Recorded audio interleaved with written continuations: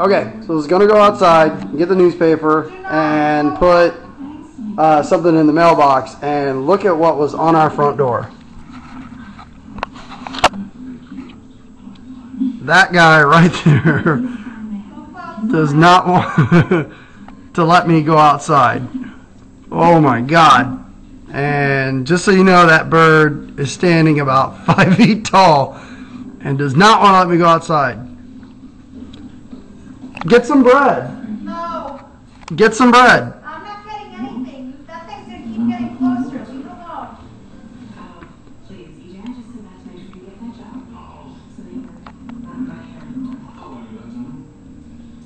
You want to get a sheet ready in case he comes in? No, do not open that door. I'm not kidding.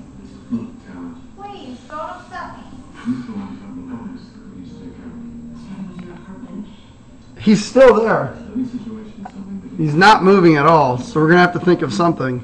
Well, leave him there. Close the blinds so he doesn't see you anymore, and just wait like an hour and he'll be gone. I don't know.